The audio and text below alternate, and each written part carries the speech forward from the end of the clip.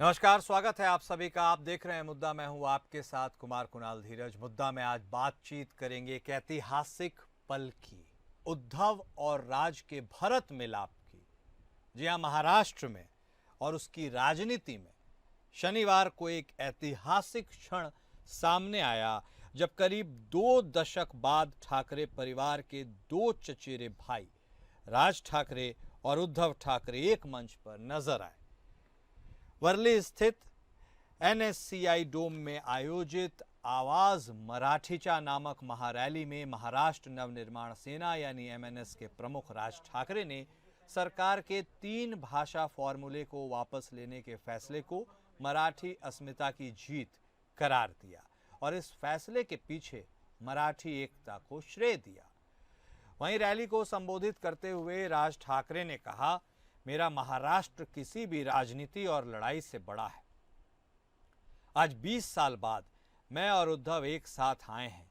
जो बाला साहेब नहीं कर पाए वो देवेंद्र फडणवीस ने कर दिखाया। हम दोनों भाइयों को एक साथ लाने का काम। उन्होंने बिना किसी का नाम लिए स्पष्ट रूप से कहा कि मुंबई को महाराष्ट्र से अलग करने की जो कोशिश की जा रही है वह कभी कामयाब नहीं होगी।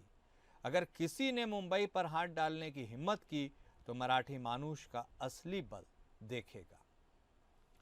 वहीं राज ठाकरे ने केंद्र सरकार पर हमला करते हुए पूछा, अचानक हिंदी पर इतना जोर क्यों दिया जा रहा है?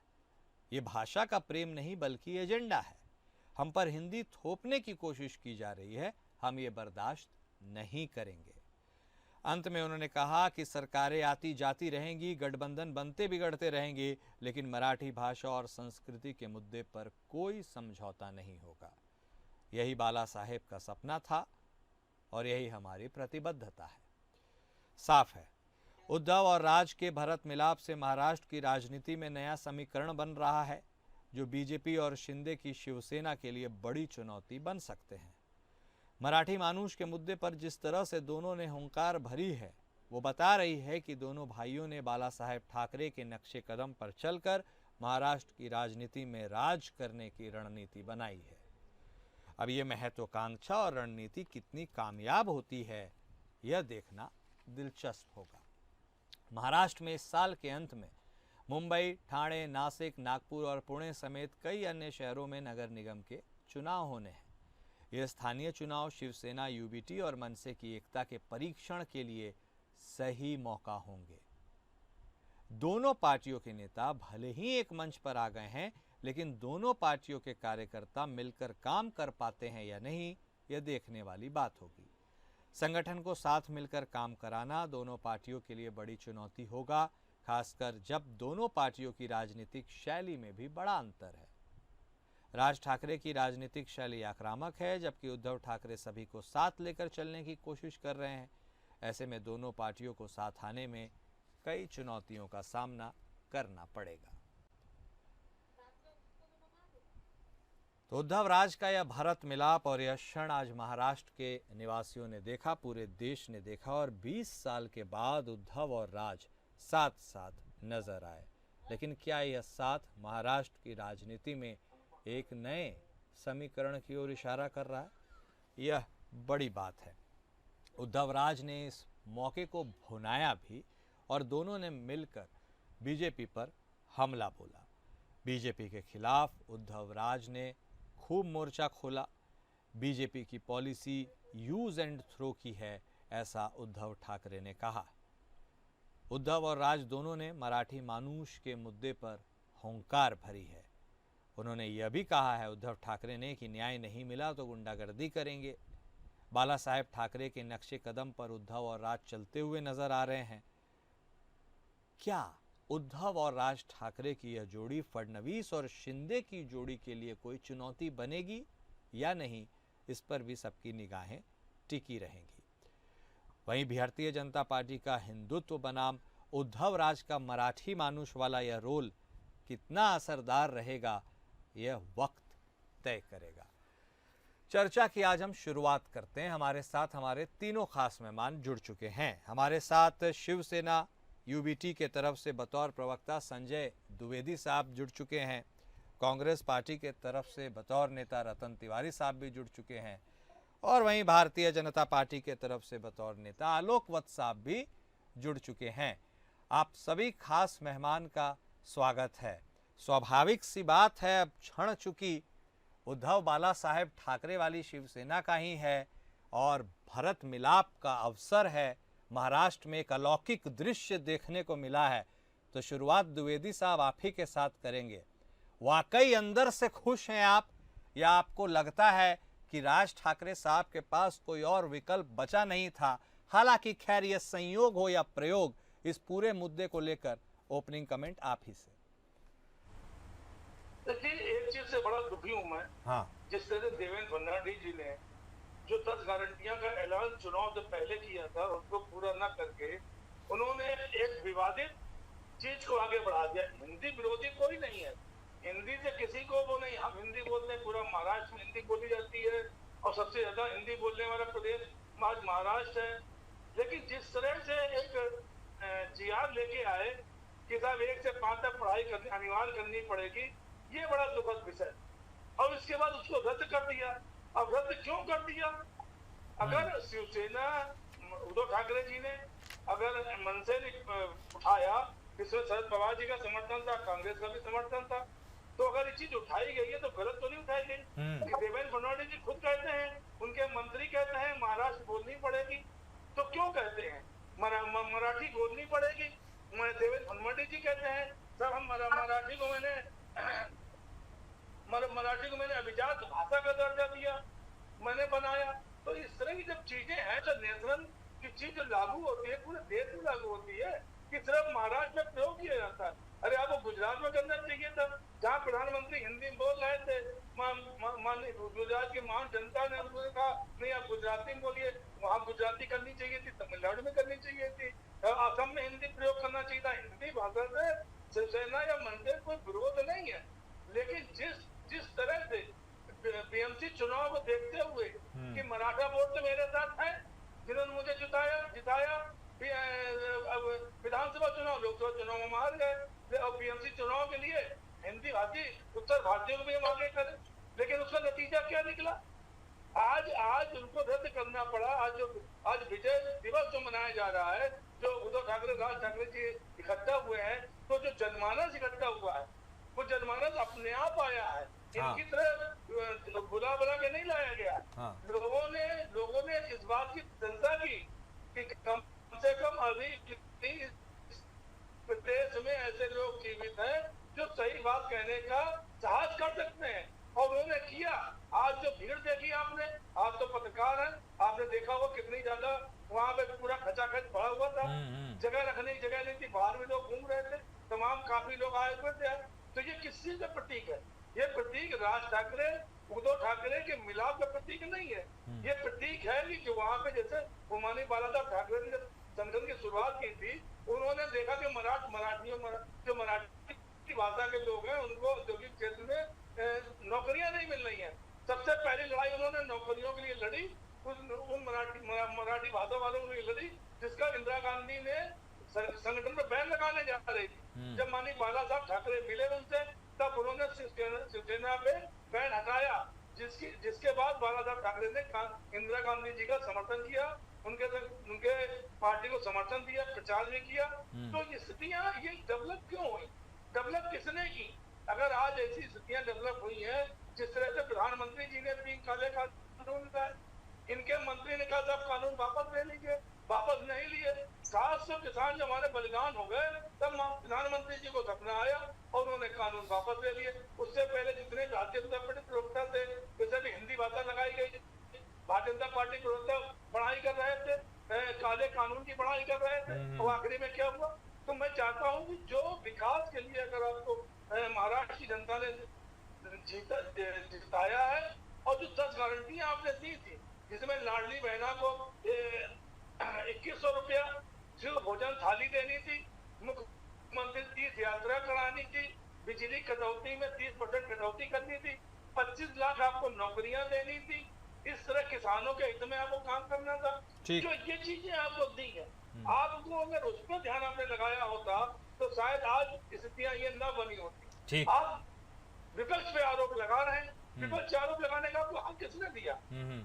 विपक्ष पे आरोप लगाने का आपको किसी ने नहीं दिया। ठीक है अगर आप द्विवेदी गलत नीतियां अपनाएंगे, गलत काम करेंगे, तो विपक्ष विरोध करेगा, ये बात आप निश्चित समझ लीजिए। ओके वत्स साहब, एक लड़ाई तो आपने जीत ली थी जब विधानसभा चुनाव का समापन हुआ, आप प्रचंड बहुमत के साथ सरकार में आए। आप इसे लड़ाई मानते भी हैं या नहीं? क्योंकि जो दृश्य आज महाराष्ट्र में देखने को मिल रहा है, उस दृश्य की कल्पना कुछ वक्त पहले तक किसी ने प्रामाणिक तौर पर की नहीं होगी।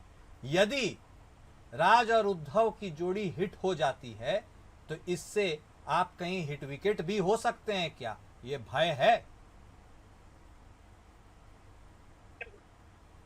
देखिए, हम लोग बराबर इलेक्शन मोड में रहने वाले लोग हैं। हाँ, हमारी कार्यकर्ताओं की डेडिकेटेड फौज हर वक्त चुनाव के लिए तैयार रहती है, चाहे वो लोकसभा का हो, चाहे वो विधानसभा का हो। हम अपनी जन कल्याणकारियों से लोगों को समय समय पर अवगत कराते रहते हैं और उनको उसको दिलाते भी हैं अगर किसी को मिलने में बाधा हो रही है। ये जो आज खेल हुआ है मुंबई में, राज ठाकरे और उद्धव ठाकरे का मिलन, ये टिकाऊ मिलन नहीं होगा। कुछ दिनों के बाद ये बिखर जाएंगे, क्योंकि राज ठाकरे की जो आक्रामक तेवर है, उद्धव ठाकरे में वैसा तेवर नहीं है। सीटों की मांग के लिए ये अड़ जाएंगे और फिर ये मामला घर जाएगा। अगर किसी जगह इनको सामूहिक रूप से सरकार चलाने की भी कवायद करनी पड़ी, जो कि एक धुंधला सपना है, हाँ, तब भी ये आसानी से एक दूसरे को चलने नहीं देंगे। और तीसरी बात कि इनके इस गठजोड़ से हमें कोई अंतर नहीं पड़ रहा। जो संदेश पूरे भारत में जा रहा है, वहां पर कार्यरत महाराष्ट्रियन को इन्होंने खतरे में डाल दिया है। अगर आप वहां पर कोई व्यक्ति मराठी नहीं बोल पाता है, बहुत से अनपढ़ भी मुंबई में छोटे छोटे कारोबार करके अपना और अपने परिवार का पेट पालते हैं। ये आजादी भारत में किसी को भी है कि वो भारत के कश्मीर से कन्याकुमारी तक वो जा सकता है जहां भी उसका मन करे, और अपनी रोजगार वहां कर सकता है। ये मौलिक अधिकार है संविधान से। तो अगर वो व्यक्ति अनपढ़ है और वो मराठी नहीं बोल पाता है, तो उसको आप पीटना चालू कर दीजिए। विगत कुछ दिनों में इन्होंने पीटा है बहुत लोगों, जो आपके चैनल ने भी दर्शाया है। इसके पूर्व भी यह हादसा हुआ कुछ साल पहले, जब राज ठाकरे के लोग वहां के ठेली वाले, रिक्शा वाले, टैक्सी वाले, दिहाड़ी मजदूर या फैक्ट्रियों में नहीं, वो तो वत्स साहब एक पुराना इतिहास रहा है, कई बार उसके दृश्य देखने को भी मिले हैं। लेकिन इस सबके बीच तिवारी साहब बहुत गौर से आप दोनों को सुन रहे हैं।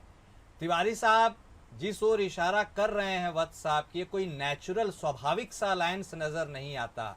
आप कितने फिक्रमंद हैं या आप खुश हैं इस अलायंस से? कांग्रेस अपने दृष्टिकोण से इसे कैसे देख रही है? देखिए, सबसे पहले मैं सभी का नमस्कार करता हूं, आपको भी नमस्कार करता हूं। नमस्कार। देखिए, महाराष्ट्र में मराठी भाषा सबसे ज्यादा बोली जाती है। महाराष्ट्र में मराठी अस्मिता की बात सब करते हैं। मैं भी मराठी बोलता हूं और बड़ी अच्छी मराठी बोलता हूं।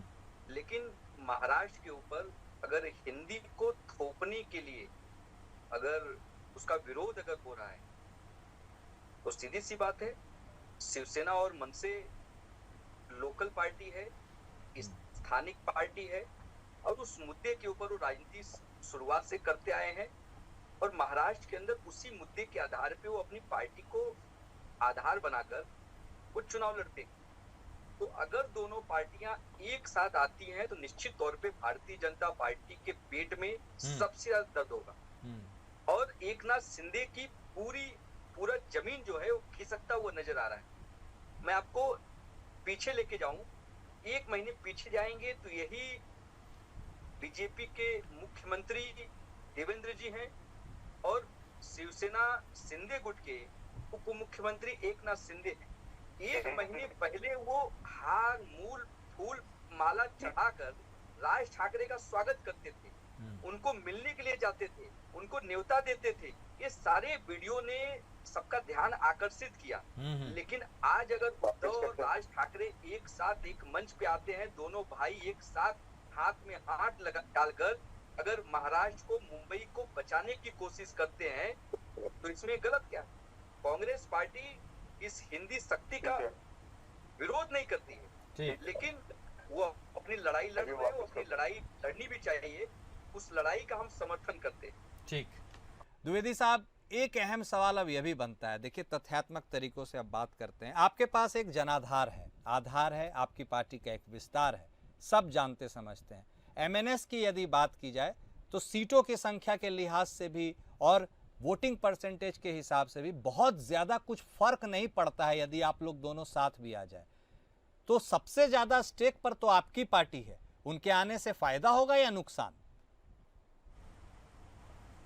राजनीति में मेरे समझ फायदा नुकसान नहीं देखा जाता। अच्छा, देखा ये जाता है कि हमारे इस काम से, जैसे हमने सरकार बनाई थी, कांग्रेस, एनसीपी, शिवसेना, उद्धव ठाकरे ने मिलकर सरकार बनाई थी, उसमें एकनाथ शिंदे ने भी अपना साथ दिया था।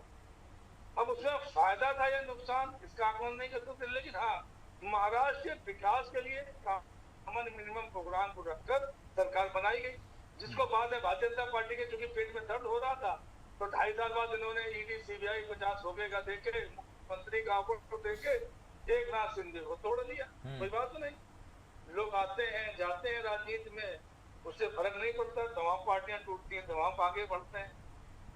लेकिन आज जो समय इस समय है वो महाराष्ट्र के विकास का समय। झूठ बोलकर महाराष्ट्र की जनता से झूठ बोलकर भारतीय जनता पार्टी ने विजय श्री हासिल की। आज उन्हीं लाडली बहनों में 10 लाख बहनों का नाम कम कर दिया गया, तो चुनाव से पहले उनको पैसा क्यों दिया गया था? ये बड़ा सोचने का विषय है कि आपने उस समय जो है आंख बंद करके पैसा बांटा, चुनाव खत्म होगा या आप जीत गए, अब आपने 10 लाख बहनों को नीचे कर दिया, उनको नाम हटा दिए। जो आपने घोषणाएं की थी कि तब शिव भोजन थाली हम देंगे, सस्ता भोजन देंगे, और शायद उस भोजन की महाराष्ट्र में, मुंबई में जरूरत भी है। बहुत से ऐसे लोग महाराष्ट्र में हैं जो चाहते हैं कि इस तरह की सरकारें दें सुविधाएं। मुख्यमंत्री तीर्थ यात्रा, जो 60 साल के ऊपर लोग थे, उनकी तीर्थ यात्रा की जो वचन दिया था, इस तरह तमाम वचन थे, ये आज सरकार पूरा कर पाई। जब सरकार पूरा नहीं कर पाई है और आज की डेट में भारतीय जनता पार्टी कोई नेता बने लीजिए, लोग बस जी बैठे कहते थे मराठी धर्म से मतलब नहीं है, ठीक, मराठी नहीं लानी चाहिए। इनके योगेश कदम जी हैं, वो कहते हैं साहब मराठी भाषा बोलनी पड़ेगी। नीतीश राणे जी हैं, वो हिंदू मुस्लिम वाला अपना आकलन कर रहे हैं, क्योंकि भारतीय जनता पार्टी के ऐसे लोग चाहिए होते दूसरी पार्टियों से। नारायण राणे जी शिवसेना निकल के आए, अब उद्धव ठाकरे के लिए उल्टा ऐसा कहना होगा रोका, तो नीतीश राणे से कहलवाएंगे। ये इनकी आज की पॉलिटिक्स में 2014 के बाद जो स्थितियां चेंज हुई हैं, जो विपक्ष की इज्जत जो पहले होती थी, माननीय राजीव गांधी के जमाने में अटल बिहारी वाजपेयी को इलाज के लिए विदेश भेजा गया, माननीय इंदिरा गांधी के समय में जिनेवा वार्ता के लिए भेजा गया। जो स्थितियां पहले थी वो आज स्थितियां क्या विपक्ष की, आज स्थितियां एक है, अरविंद केजरीवाल जेल जाओ, संजय राउत जेल जाओ, अनिल देशमुख और मेरे साथ नहीं आ रहे जेल जाओ, मनीष सिसोदिया जेल जाओ, झारखंड में मुख्यमंत्री जेल में जाओ। उसके बाद क्या होता है, हाई कोर्ट कहती है कि साहब इनके ऊपर जो केस ईडी ने लगाया वो दिखाई नहीं पड़ रहा। नहीं, वो बातें तो आप कहते ही हैं द्विवेदी साहब की एक अघोषित आपातकाल जैसी स्थिति है, वो बात तो खैर आप रखते हैं, लेकिन अब जनता उसको कितना मानती है वो अलग बात है। आज जनता जो आई है, वो किसी ने बुलाया नहीं उनको। ठीक है, नहीं ठीक है, वो तो मैं समझ गया। माननीय राज ठाकरे, उद्धव ठाकरे के साथ अगर कोई दूसरी पार्टियां नहीं है, तो इसका सीधा मतलब है ना कांग्रेस है ना एनसीपी है, उसका सीधा मतलब है आज जो होना था तो राज ठाकरे उद्धव ठाकरे को एक साथ एक रैली कर दी। वही तो बात वह बोल रहे हैं वत्स साहब के साथ आए हैं, लेकिन टिकेंगे कि नहीं ये भी बड़ा बात है। वत्स साहब, एक क्विक रिएक्शन आपसे भी लेना चाहेंगे। देखिए, आपके पार्टी के बारे में यह कहा जाता है कि आप हिंदुत्व की राजनीति करते हैं, ध्रुवीकरण की राजनीति करते हैं, और अब यह जो फैक्टर राज ठाकरे प्लस उद्धव ठाकरे हो रहा है, ये भी हिंदुत्व प्लस मराठी मानुस वाला फैक्टर है। ये आपके फैक्टर पर भारी है या हल्का है? ये फैक्टर, हम सबका साथ सबका विकास करके आगे चलने वाले लोग हैं, और हमारे ऊपर जो उंगलियां उठती हैं तो हमारे जन कल्याणकारी जितने भी कार्य हैं उसमें किसी भी वर्ग को हमने अछूता नहीं रखा है। सब समाज के सभी वर्ग को, सभी धर्म के लोगों को उसका भरपूर लाभ मिल रहा है, और सभी लोगों को साथ लेकर चलने की कवायद कर रहे हैं। ये मैंने कहा ना, ये मराठी का बोलना, अभी मेरे दोस्त मेरे पहले बोल रहे थे, हाँ। इनसे पूछिए कि जो वहाँ ये लोगों को पीट रहे हैं, क्या इसको ये जायज ठहराते हैं? हम भी पीटना चालू करें यहाँ पे, जो भी लोग नोएडा दिल्ली में महाराष्ट्र के रह रहे हैं, क्या ये अपने हाथ में हुकूमत लेंगे? इसीलिए इनका हाथ कहाँ था? विगत चुनाव में कितने % वोट आए थे मनसे को, और कितने % वोट आए थे उद्धव ठाकरे को? जो नैरेटिव इन्होंने सेट किया था लोकसभा में कि हम लोकतंत्र की हत्या कर देंगे, हम संविधान बदल देंगे, हम SC ST का रिजर्वेशन खा जाएंगे, लोगों ने समझा ये सारा झूठ है। और जिन लोगों को हमने पार किया लाडली बहन योजना में, वो उसके पात्र नहीं थी। ठीक है, ठीक है। तिवारी साहब, आप थोड़ा मुस्कुराए थे। अब देखिए, सबका साथ सबका विश्वास की बात जो वत्स साहब कर रहे हैं, आप उस बात को मानते हैं, नहीं मानते हैं, या फिर जो सवाल मैंने उनसे किया था उसको कितना तथ्यात्मक मानते हैं? कांग्रेस भी बतौर ऑब्जर्वर ही चीजों को देख रही है क्या, और देखती रहेगी, यह भी सवाल है। देखिए, मैं पहले भी कहा कि ये दोनों भाइयों का एक परिवार का एक मामला था। दोनों भाई एक साथ आए हैं, उनका परिवार एकजुट हुआ है, और उस परिवार को तोड़ने में भारतीय जनता पार्टी की मुख्य भूमिका रही। ये दोनों भाई अलग रहेंगे तो हम वोट की राजनीति करते रहेंगे, लेकिन दोनों भाई एक आए हैं। महाराष्ट्र और मुंबई से एक संदेश गया है, निश्चित तौर पे उसका फायदा होगा। लेकिन राज ठाकरे तो यह भी कह रहे हैं कि भारतीय जनता पार्टी के देवेंद्र फडणवीस ने वह कर दिखाया जो बाला साहेब ठाकरे ने नहीं कराया था। दोनों भाइयों का मिलन। बिल्कुल, मैं तो वही कह रहा हूँ कि जो बाला साहब ठाकरे जो परिवार के मुखिया थे, वो दोनों भाइयों को एक मंच पे नहीं ला पाए, लेकिन देवेंद्र जी ने दोनों भाइयों को एक मंच पे लाकर ये दिखा दिया कि देवेंद्र वो कर सकते हैं जो कोई नहीं कर सकता। अब मैं आता हूँ सबका साथ सबका विकास पे। ये कहते हैं हमारी पार्टी का एजेंडा है सबका साथ सबका विकास, लेकिन उस समय ये कहाँ चले गए थे जब लोकसभा के अंदर देश के मंदिर में एक चुने हुए सांसद दानिश अली को गालियां दी जा रही थी, उन्हें कटुआ, मुल्ला, उग्रवादी कहा जा रहा था, और देने वाला भारतीय जनता पार्टी का सांसद रमेश बिदोड़ी था। उस समय भारतीय जनता पार्टी शांत थी, और उस समय ये कहाँ चले गए जब इनका उत्तर प्रदेश का मुख्यमंत्री और आसाम का मुख्यमंत्री कहता है कि हमें मुसलमानों के वोट की जरूरत नहीं है। उस समय इनका सबका साथ सबका विकास कहाँ चला जाता है, और उस समय ये कहाँ गायब हो जाते हैं जब ईद चल रहा था मुसलमानों का, तो सौगात मोदी की किट उन्हें गिफ्ट में भेज रहे थे, और वहीं हिंदुओं का भी त्योहार चल रहा था जिनके ठेकेदार बनते हैं दिवाली और होली। उस दिवाली और होली पे हिंदुओं को नजरअंदाज करने की जो इनकी भूल है, वो आने वाले समय में कुछ पता चलेगा। और दूसरी बात इनको बता बोलते हैं कि 450 रुपए हम गैस सिलेंडर दे देंगे, और बड़े बड़े होर्डिंग राजस्थान में लगाए गए थे। 450 वाला गैस सिलेंडर का आज तक दूर दूर तक पता नहीं है। ये महाराष्ट्र में बहनों को 2100 रुपए प्रति महीना देने वाले थे, लेकिन वो 1500 भी ठीक ठाक नहीं आ रहा है। दिल्ली में 2500 का वादा किए थे, लेकिन 2500 दिल्ली की बहनों को नहीं मिल रहा है, लेकिन दिल्ली की मुख्यमंत्री अपनी शीश महल बनाने में करोड़ों रुपया खर्चा कर रही है। तो भारतीय जनता पार्टी का चाल, चेहरा, चरित्र लगातार जनता के सामने आ रहा है, और मुंबई महानगर पालिका में मराठी और महाराष्ट्र के मानुस इन्हें दौड़ा के मारेंगे और खदेड़ के मारेंगे, क्योंकि इन्होंने जो कहा ना कि हम नोएडा में भी मारे क्या मराठियों को। अरे आपका ये स्टेटमेंट अभी क्लिप मार्केट में घूमेगा, और भारतीय जनता पार्टी के लोगों को महाराष्ट्र में भी मारा जाएगा इसके आपके बयान से। चलिए ठीक है, तो आपका कहना है कथनी करनी में अंतर है, वो तो आप कहते ही हैं। बहुत शुक्रिया आप सभी खास मेहमान का इस चर्चा में शामिल होने के लिए। तो देखिए, जो नज़ारा आज दिखा है महाराष्ट्र में, वही चर्चा का विषय भी है। साथ तो आ गए हैं दोनों भाई, लेकिन क्या टिक भी पाएंगे, यह भी बड़ा सवाल है। मुद्दा में आज बस इतना ही। नमस्कार।